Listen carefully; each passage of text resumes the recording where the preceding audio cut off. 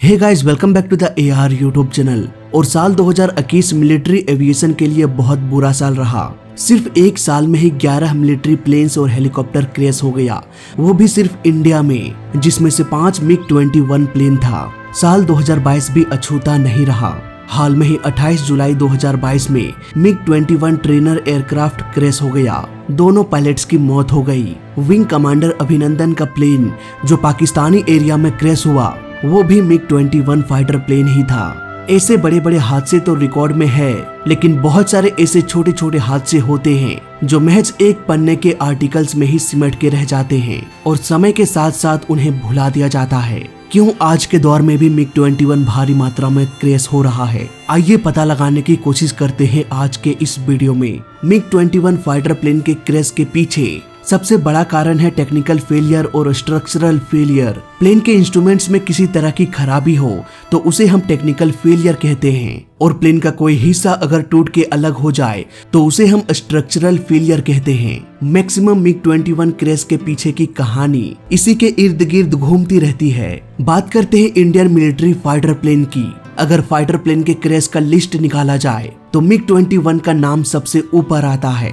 इसके पीछे के कारणों को समझने के लिए हमें इतिहास में थोड़ा पीछे जाना पड़ेगा।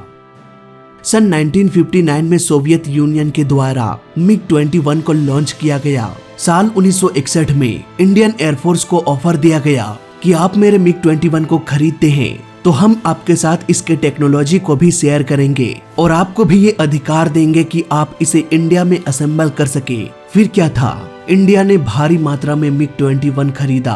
कुछ ही सालों में इंडियन एयरफोर्स के पास करीब 1200 मिग फाइटर प्लेन हो गया, जिसमें से अभी सिर्फ 150 MiG-21 ऑपरेशनल है। बाकी के सारे प्लेन्स को या तो रिटायर कर दिया गया या फिर वो क्रैश हो गया। 1960 से लेकर अब तक 400 से भी अधिक MiG-21 क्रैश हो चुका है, जिसमें से करीब 170 इंडियन पायलट्स मारे गए और करीब 40 सिविलियन की भी मौत हो गई।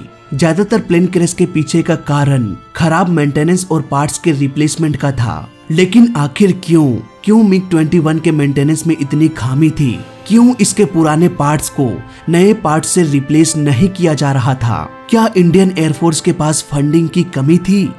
यहाँ पर प्रॉब्लम फंडिंग की नहीं थी, बल्कि प्रॉब्लम सोवियत यूनियन की थी जो इसे बना रही थी। ये दौर था साल 1960 की, जब सोवियत यूनियन इस प्लेन को बनाना शुरू किया। उस दौर में पूरी दुनिया में प्रोपेलर इंजन का ही बोलबाला था। फाइटर प्लेन्स के लिए जेट इंजन बिल्कुल ही नई और अनटेस्टेड टेक्नोलॉजी थी।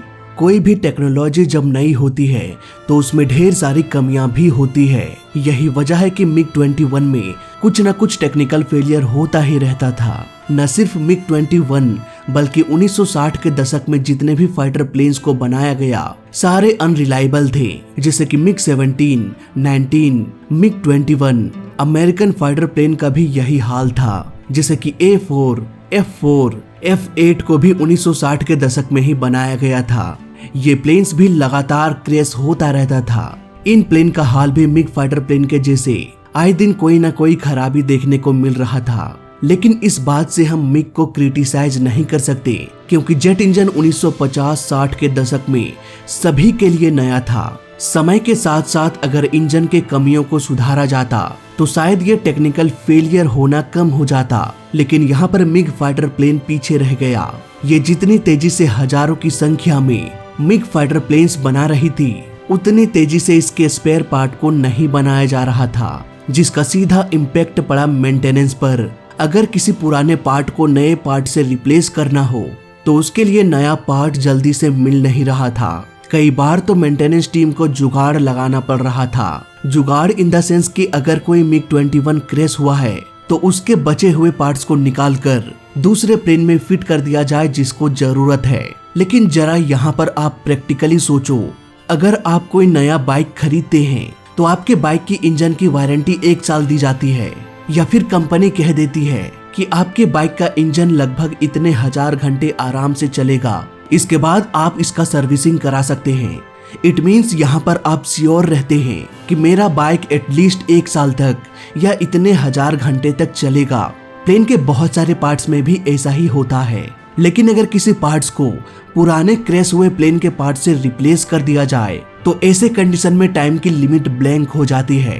क्योंकि हमें एग्जैक्टली ये पता नहीं होता कि जिस सेकेंड हैंड पुराने पार्ट्स को हम लगा रहे हैं उसकी कंडीशन कितनी सही है और ये पार्ट आखिर कब तक सही से काम करेगा। हो सकता है क्रैश के दौरान उन स्पेयर पार्ट्स में किसी तरह का डेंट हो गया हो जो दिखाई ना दे रहा हो, या उसके शेप और साइज में बदलाव हो गया हो। ऐसे में उस पार्ट को अगर किसी दूसरे प्लेन में लगा दिया जाए तो खतरा हो सकता है। MiG-21 का मेंटेनेंस सिस्टम इतना बेकार था कि आपको विकिपीडिया के पेज पर एक अलग ही सेफ्टी रिकॉर्ड का टैब मिल जाएगा। MiG-21 की बर्बादी की कहानी यहीं पर नहीं रुकी। 1991 में सोवियत यूनियन कोलैप्स हो गया, यानी कि MiG-21 बनाने वाला देश अब कई टुकड़ों में बंट चुका था। द न्यू रशियन फेडरेशन ने कहा कि अब हम सोवियत यूनियन के कॉन्ट्रैक्ट को फॉलो नहीं करने वाले।